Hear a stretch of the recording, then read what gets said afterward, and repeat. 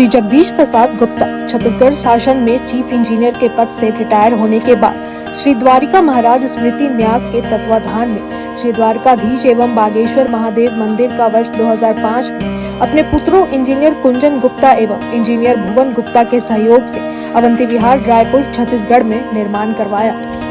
श्रीमद् भागवत कथा, राम कथा, गीता तत्व, वेदांत आदि के तात्पर्य को व्यासपीठ से कहने के कारण संतों द्वारा इन्हें आचार्य श्री जगदीश भी कहा जाता है। अपना संपूर्ण जीवन परमात्मा की सेवा में दिया। उन्होंने परमात्मा भगवान श्री द्वारिकाधीश के दिव्य गुणों और कर्मों को लेकर अभी तक 15 ग्रंथ लिखे हैं, जिन ग्रंथों को भारतवर्ष के जगत गुरु और महापुरुष संतों के द्वारा आशीर्वाद प्राप्त हुआ है।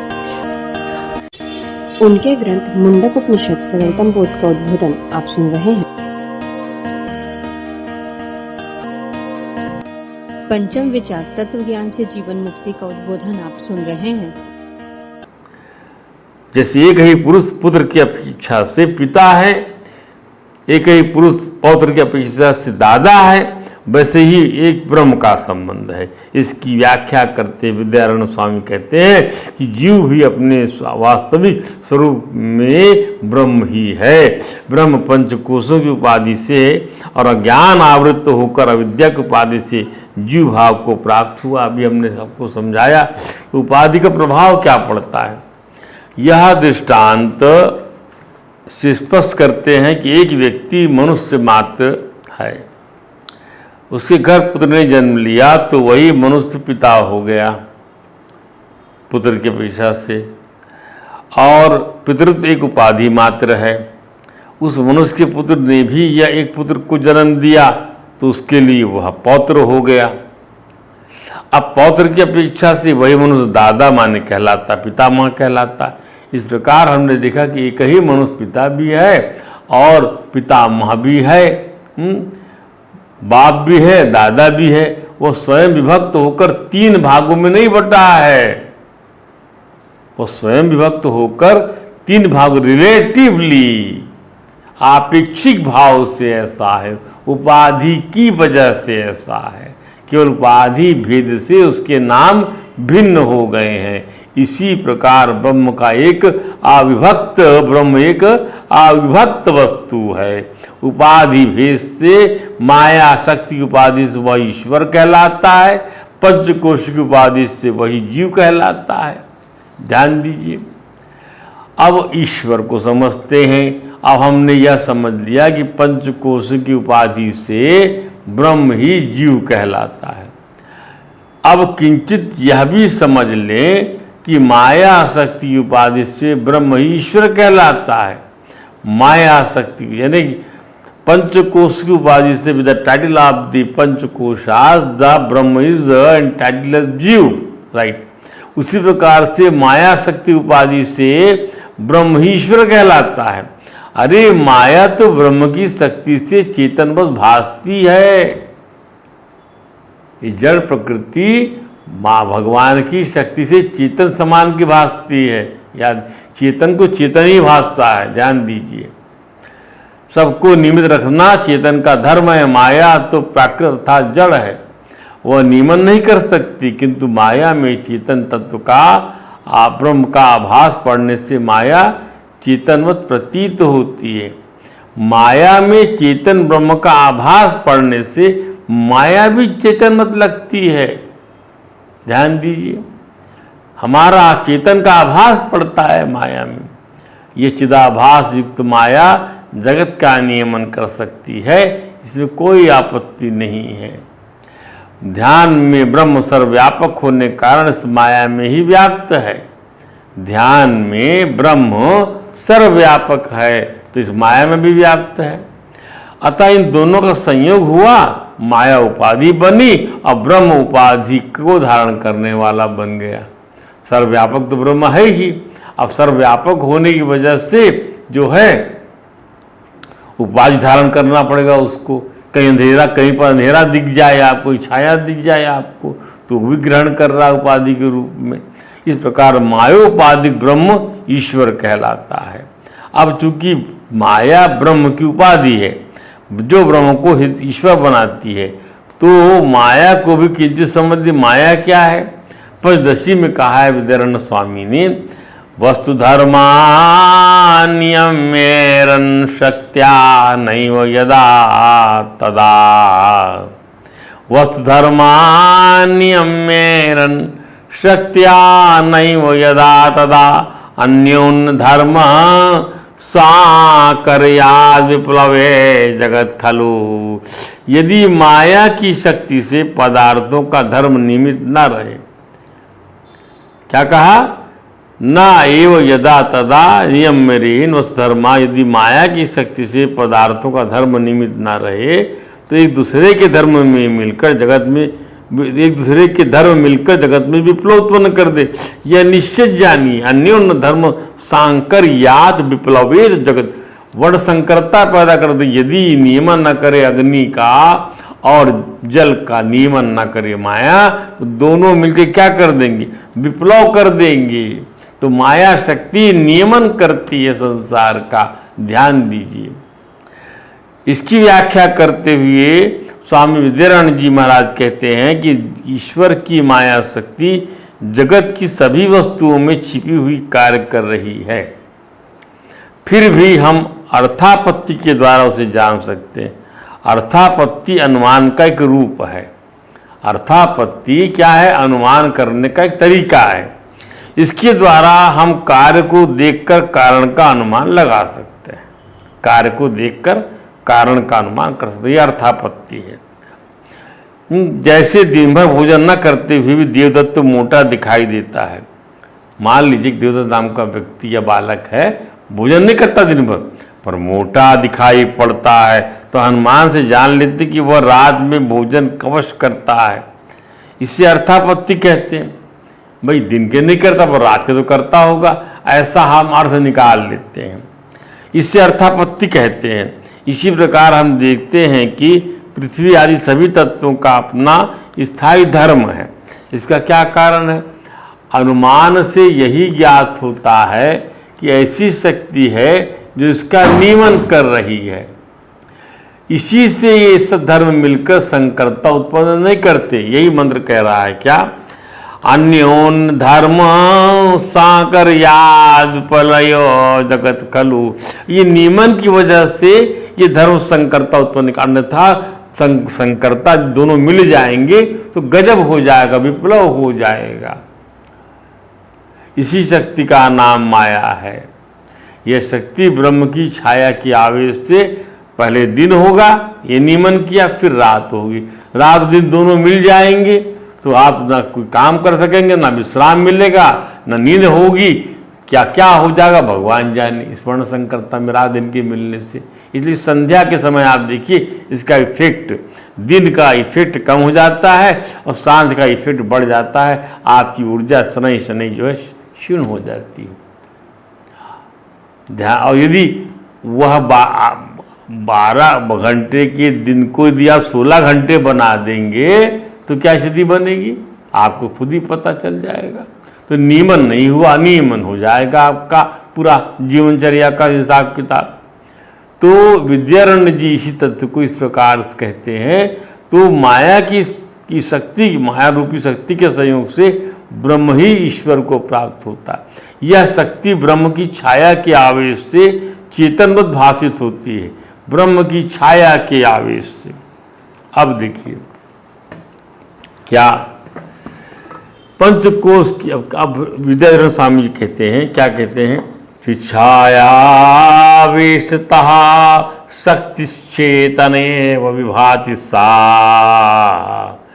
तत्शक्त्युपाधि संयोगा ब्रह्मैश्वरतां व्रजेत। ये विवेक प्रकरण में आया, पंचकोश की उपाधि से ही, पंचकोश की उपाधि से ही एक पक्षी ही दो पक्षी बन जाता है। तत्शक्ति उपाधि संयोगात, तत्शक्ति उपाधि संयोगात ब्रह्म एव चरताम, ब्रह्म चरताम व्रजेत। दो पक्षी बन जाता है। चिच्छाया अवशेषता शक्ति चेतन एवं विभाति सा। तत्वज्ञान माने क्या, उस ज्ञान को प्राप्त कर जीवात्मा स्वयं निरुपाधिक समझे, तब वह शरीर मन इंद्रिय से आविष्ट होने पर भी भोक्ता अनुभव नहीं करेगा। जब निरुपाधिक समझेगा अपने आप को तब कि मैं जो हूँ मन से अतीत हूँ, इंद्रिय से अतीत हूँ, कर्ता अनुभव नहीं करेगा, स्वतः को मुक्त अनुभव करेगा, दृष्टा अनुभव करेगा। श्रीमद् भागवत में भगवान सनत कुमारों ने महाराज पृथ्वी को ब्रह्म ज्ञान का उपदेश देते हुए यही तो कहा, क्या कहा था? तत्त्वं नरेंद्र जगतां तस्तुषां च देहेन्द्रियाधिषण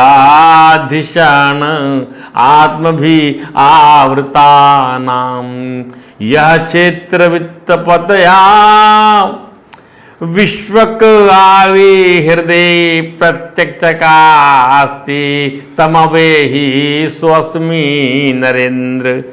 तो राजन, जो भगवान देह, शरीर, प्राण, बुद्धि और अहंकार से आवृत, ध्यान दीजिए, एक शरीर में क्या है? शरीर है, हाँ, और आत्मा कहाँ से ढका हुआ है? शरीर से, हाँ, ढका हुआ है, इंद्रिय से ढका हुआ है, प्राण से ढका हुआ है, और बुद्धि से, अहंकार सबसे आवृत है, हाँ है। सभी हृदय से आवृत, सभी हृदय स्थावर जंगम प्राणियों के हृदय में ऐसे देह में, इंद्रिय में जब आवृत, ऐसे रूप में क्या है? ऐसे रूप में स्थावर जंगम प्राणियों के इस ऐसे ढके हुए शरीर रूपी आधार में जीव के नियामक बने भगवान अंतर्यामी रूप से सर्वत्र प्रकाशित हो रहे हैं। यह क्षेत्र वित्तपतया हृदय विश्वगावी, तुम्हें, उन्हें, तुम, वह मैं ही हूँ जो प्रकाशित हो रहे हो रहा है भगवान, वह कब समझो कि तुम ही हो, तो कहाँ दो हो गए? ये है ब्रह्म ज्ञान, वो मैं ही हूँ, अर्थात वह परमात्मा मैं ही हूँ, उससे मेरा एका है। लेकिन मैं जो हूँ इनको ही समझे हुए हूँ कि ये मैं हूँ, मैं देह हूँ, मैं इंद्रिय हूँ, मैं प्राण हूँ, मैं अहंकार हूँ, बस यही समझे। बट यदि वो ये न समझे तो ये समझ जाए कि ये घेरा है, उस घेरे के अंदर में मैं बिंदु रूप हूँ। ध्यान दीजिए, भगवान सनत कुमार ने कहा, यदा रतिर्ब्रह्मणि नैष्ठिकी पुमान आचार्यवान ज्ञान विराग रहंसा नाचार्यवान गिरागंस। यदा रति ब्रह्मणि नैष्ठिकी पुमान आचार्यवान ज्ञान विराग हंसा दात्यवीया हृदय जीवकोशम पंचात्मकम योनिमिवोधितो अग्नि। ध्यान से समझिए इसको। परब्रह्म में सुदृढ़ प्रीति हो जाने पर, यदा, जिस समय, रति ब्रह्मणि नैष्ठिकी पुमान, मनुष्य को जिस समय परब्रह्म में प्रीति हो गई और वह सद्गुरु की शरण ले लिया, आचार्यवान, और जिज्ञासु, उस जिज्ञासु को सद्गुरु के ब्रह्मोपदेश से ज्ञान विराग हंसा दहत्य वीर्यम, उसको आचार्यवान, उसको ब्रह्मोपदेश से ज्ञान और वैराग्य का प्रबल अनुभव हो जाता है। भगवान में सुदृढ़ प्रीति हो जाने पर, यदा रति ब्रह्मणि नैष्ठिकी पुमान आचार्यवान ज्ञान विराग हंसा, ज्ञान और विराग हो जाता का प्रबल अनुभव होता है, आचार्यवान बन जाता है। उस आचार्यवान पुरुष को भगवान के साथ प्रीति हो जाने से, प्रबल प्रीति हो जाने से, सुदृढ़ प्रेम हो जाने से निर्विषय हो जाता है उसका अंतःकरण।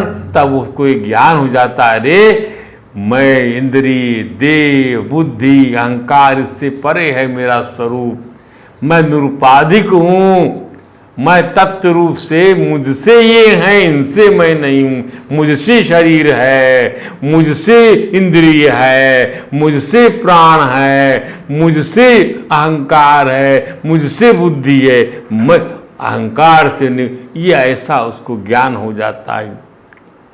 प्रबल और ज्ञान वैराग्य प्रबलता के कारण जिज्ञासु का अंतःकरण ज्ञान विराग रहसा जिज्ञासु का अंतर वासना शून्य हो जाता है। तो हंसा दहत अबीरियम हृदय जीव कोशम पंचात्मकम योनिमोत्तत्वाग्नि। वासना की शून्यता होने के कारण ही ज्ञान वैज्ञान जब बढ़ेगा तो क्या होगा, अंतःकरण वासना शून्य हो जाएगा, तभी न ज्ञान वैराग की प्रवृत्ति होगी।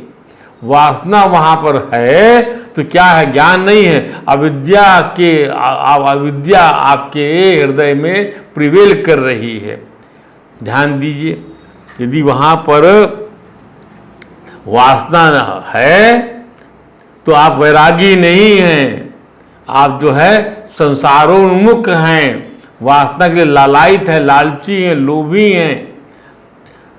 वासना की शून्यता होने के कारण ही जिज्ञासु अविद्या, अस्मिता, अभिनिवेश, राग और द्वेष से युक्त अपने लिंग शरीर को जलाकर भस्म कर डालता है।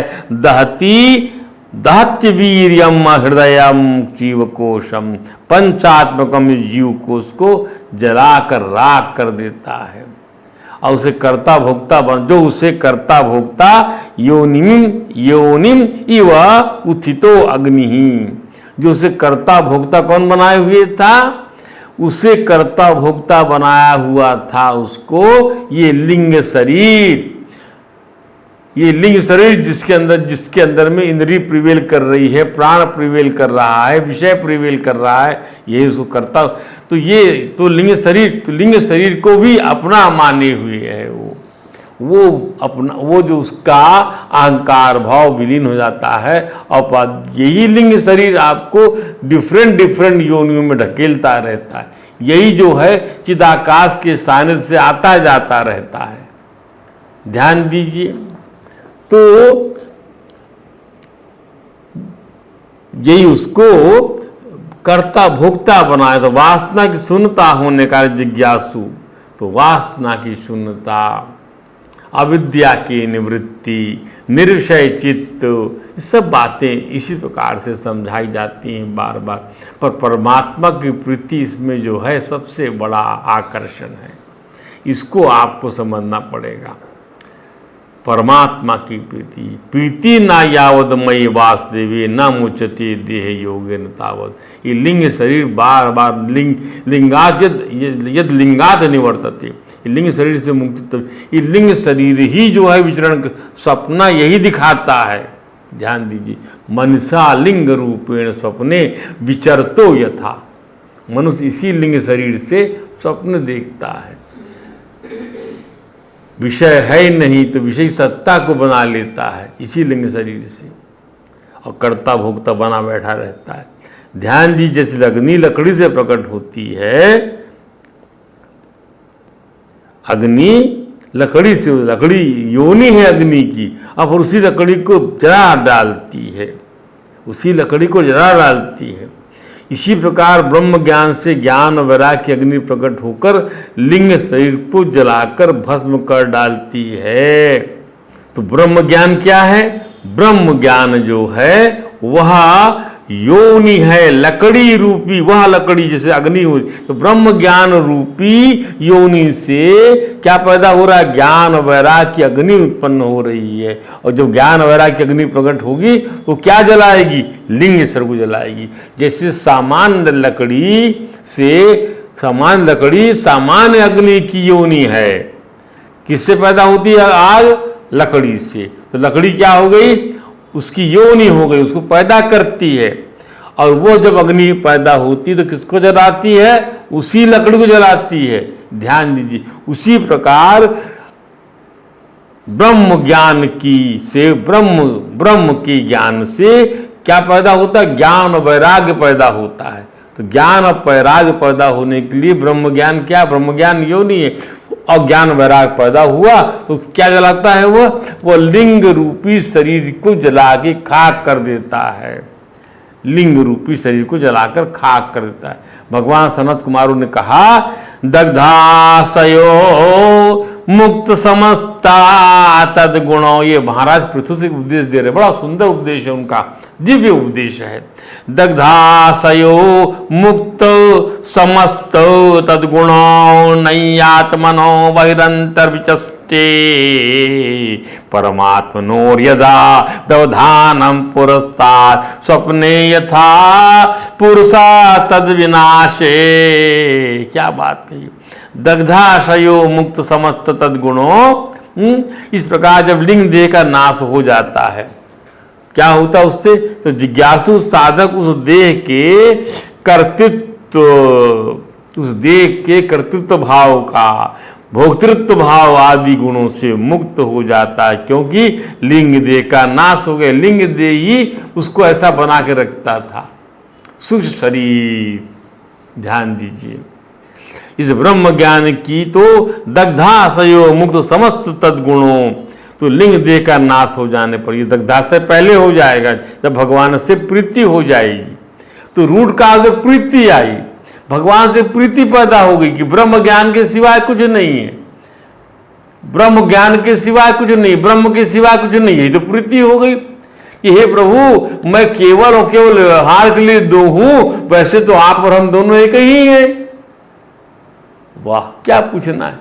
तो ये जब हो जाएगा, तब आपका जो है, जब मन हृदय निर्विषय हो जाएगा, तो ज्ञान वैराग्य वहां उत्पन्न होंगे। ज्ञान वैराग्य से लिंग शरीर भस्म हो जाएगा, और लिंग शरीर भस्म होने से आपके क्या हो जाएगा?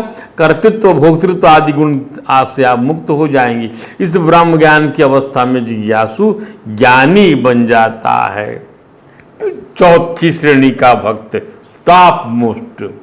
ध्यान दी, गीता के अनुसार ज्ञानी तो आत्मा आयु में मता, ज्ञानी मेरी आत्मा है, भगवान कहते हैं। परात्म नयोर यदि व्यवधानम पुरस्तात् नैयात्मनो बहिरंत विचष्टि। तो इस ब्रह्म ज्ञान की अवस्था में जिज्ञासु ज्ञानी बन जाता है। संसार जो एक स्वप्न के समान है, स्वप्ने यथा पुरुषः तद विनाशी, उसमें अनाथ पदार्थ से उसका बनाया हुआ संबंध टूट चुका होता है। जो वो लिंग रूप से जो स्वप्न देखता रहता है, उसका संबंध टूट जाता है, क्योंकि कर्ता भाव भागता हुआ खत्म हो जाता है। जैसे स्वप्न के टूटने पर, पुरुष तद विनाशे, स्वप्न के नष्ट हो जाने पर स्वप्न की किसी वस्तु का जो अस्तित्व ही नजर नहीं आता उस व्यक्ति को। जिज्ञासु जब इस ज्ञान की अवस्था को प्राप्त कर लेता है, तब उसे दिखने वाला संसार, दिखने वाले संसार की वस्तुएं और न दिखने वाले मन के भीतर अनुभव होने वाले शुद्ध की सत्ता दिख नहीं पड़ती। ध्यान दे, ब्रह्म ज्ञान की अवस्था प्राप्त होने के पहले ये ही अनाथ पदार्थ जीवात्मा परमात्मा के बीच में रहकर उनका भेद कर रहे थे, जब ब्रह्म ज्ञान नहीं हुआ था तब। अब ब्रह्म ज्ञान माने ब्रह्मात्मा के बोध की प्राप्ति जो हो चुकी होती है, तब जो है क्या होता है? सुख दुख की सत्ता ही विलीन हो जाती है। ये अर्थ है इसका। दो पक्षों में भेद करने वाली अविद्या समाप्त हो जाती है। इस सत्य को और स्पष्ट करते भगवान सनत कुमार महाराज पृथ्वी से कहते हैं क्या? ध्यान दीजिए, क्या कहते हैं? आत्मानम् इंद्रियार्थं चा परम यदुभयोरपि सत्यासे उपाधौ वै पुमान् पश्यति नान्यदा निमत्ते सति सर्वत्र जलादावपि पुरुषः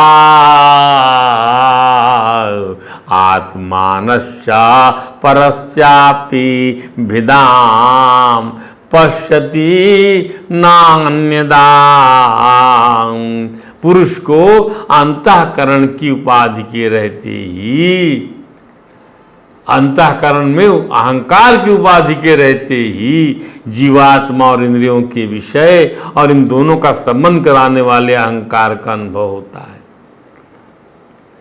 इसके बाद नहीं, बाह्य जगत में भी देखा जाता है कि जल दर्पण आदि निमित्तों के रहने पर ही अपने बिंब और प्रतिबिंब का भेद दिखाई देता है। अस्तु मंत्र एक रूपक है, जिसमें जीव की अविद्या को उजागर किया गया है और उससे ज्ञानवान बनने के लिए प्रेरित किया गया है। उसे समझाया गया है कि वह उपाधि रहित अंतःकरण वाला बनने के लिए ब्रह्म ज्ञान को आत्मसात करे। उपाधि रहित अंतःकरण, अहंकार रहित अंतःकरण, वासना रहित अंतःकरण, ये इसका अर्थ है। उपाधियां हटा दीजिए वहां से, अंतःकरण से वासना हटा दीजिए, विषय हटा दीजिए, अहंकार हटा दीजिए, मैं मेरापन हटा दीजिए, तमाम किस्म की गुणात्मक वृत्ति हटा दीजिए। ऐसे अंतःकरण वाला ब्रह्म ज्ञान को आत्मसात कर पाता है। वह परमात्मा दो हैं, पर वह जो है वही तुम हो, क्योंकि साथ रहने वाले हैं। हम कर्मजन्य वासना कारण जीव भाव छोड़ नहीं पाते, और परमात्मा सदैव हमारे साथ रहकर, हमारी हर योनि में हमारे साथ रहकर हम पर अपने सखा भाव का लाड़ डोलते रहते हैं, हमारे कर्म को नोट करते रहते हैं। कृपालु जो कहते हैं, हमें सावधान करते हैं और स्वरूप ज्ञान कराते हैं। भक्त प्रहलाद ने भगवान नरसिंह से तत्व ज्ञान रूप करते हुए निवेदन किया, क्या? एकस्त्वमेव जगदेतं मुष्यत्वम् आजन्तयो पृथग्वस्यसि मध्यतश्च सृष्ट्वा गुणव्यतिकरं निजमायेदं नानेव तैरवसितस्तदनु प्रविष्टः त्वं या इदं सदसदीश भवान् ततो अन्यो माया यदात पर बुद्धिरियं ह्यपार्थ यदि यस्य जन्म निधनं इसति निरीक्षणं च तद्वै तदैव सुकालवदष्टितर्वो एकस्त्वमेव जगतीतम् अमुष्य तत्वम्।